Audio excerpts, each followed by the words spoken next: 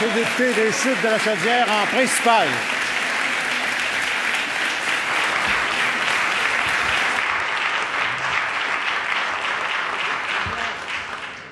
Merci, Monsieur le Président. Depuis plusieurs mois, les grandes villes du Québec réclament de l'aide pour alléger leurs responsabilités et leur niveau de contribution envers les fonds de pension de leurs employés. Cela m'inquiète, Monsieur le Président, car rappelons-nous que le gouvernement libéral a pris la mauvaise habitude depuis 2003 de renflouer à la hauteur de 500 millions de dollars sur le dos des contribuables québécois les déficits des caisses de retraite des employés des villes de Montréal et de Québec. Monsieur le Président, est-ce que le ministre des Affaires municipales peut nous indiquer si d'autres municipalités ont adressé au gouvernement des demandes d'aide financière pour combler les déficits de leurs caisses de retraite? Monsieur le ministre des Affaires municipales. Monsieur le Président, l'ensemble des dépenses des municipalités, donc, qui sont payées par l'ensemble des taxes des municipalités, intéressent le monde municipal. Alors, des municipalités, l'Union des municipalités du Québec, la Fédération québécoise des municipalités du Québec sont préoccupés par les régimes qu'ils gèrent à prestations déterminées. Et comme les autres régimes, ils doivent s'occuper de leurs affaires parce qu'un jour, les gens devront prendre leur retraite.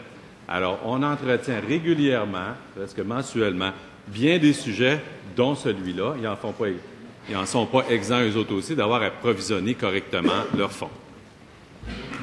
Premier complémentaire, Monsieur le député des Chutes de la Chaudière. Est-ce que le ministre des Affaires municipales peut s'engager devant cette Chambre à ne plus taxer les contribuables québécois pour renflouer les caisses de retraite des employés municipaux? Monsieur le ministre des Affaires municipales. Alors, Monsieur le Président, c'est les municipalités du Québec qui taxent les citoyens du Québec pour rembourser les fonds de pension pour lesquels ils ont signé des conventions collectives.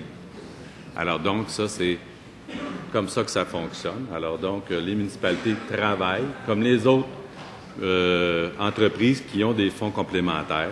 Alors, ils n'en sont pas exempts. Ils regardent les solutions à mettre en place, comment ils font le financement. Vous poserez la question aux unions municipales pour le fun, qu'est-ce qu'ils vont vous répondre? Deuxième complémentaire, Monsieur le député de Chutes de la Chaudière.